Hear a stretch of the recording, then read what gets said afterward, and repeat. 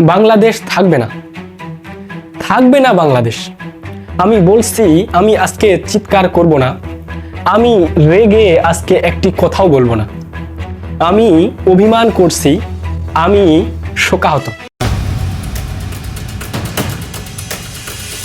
আসলে দাদা, আমি আপনাকে বলছি, আপনি যে বলতেছেন বাংলাদেশ থাকবে না, আপনি বারবার বলতেছেন যে থাকবে না বাংলাদেশ, তাহলে আমি আপনাকে বলতে চাই যে দাদা, আপনি মনে হয় আমাদের ব্রাহ্মণবাড়িয়াকে চিনেন না।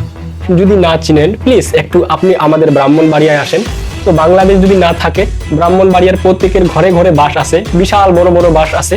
এবং আমাদের বাংলাদেশ যদি না থাকে, বাংলাদেশের মানুষের কাছে বড় বড় বাস আছে।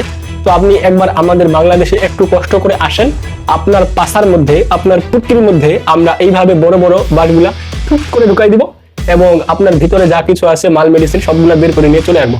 আর যদি এটা পছন্দ না হয়, তাহলে আমি আপনাকে বলবো দাদা, প্লিজ আপনি আমাদের একটু বাংলাদেশে আসেন, আমাদের বাংলাদেশের পাবনা একটু ঘুরে যান। আমাদের পাবনায় যে পাগলা গারদ আছে, ওইখানে আপনি একটু ট্রিটমেন্ট নেন। যদি ওইখানে ট্রিটমেন্ট নেন, তাহলে আমি বিশ্বাস করি যে আপনি ইনশাল্লাহ ভালো হয়ে যাবেন। কারণ আপনি যে পাগল, আপনি যে একজন হোকার, আমরা বাংলাদেশের মানুষ সবাই বুঝতে পারছি। ওই জন্য আমি বলতেছি, প্লিজ দাদা আপনি একটু আসেন। আমরা আপনাকে সম্মান করি, সম্মান রেখে বলতেছি আপনি একটু আমাদের বাংলাদেশে আসেন। হয় আপনি ব্রাহ্মণবাড়িয়ার বাস নেন পুটকির মধ্যে, আর যদি এটা পুটকির মধ্যে যদি না নেন, তাহলে আপনি আমাদের পাবনায় আসেন। পাবনায় আপনি কিছুদিন থাকলে আমার বিশ্বাস, আমাদের বাংলাদেশের মানুষের বিশ্বাস যে আপনি ভালো হয়ে যাবেন। তো দাদা, আপনাকে আমরা আমন্ত্রণ করলাম, আপনি আমাদের বাংলাদেশে আসেন, প্লিজ একটু আসেন।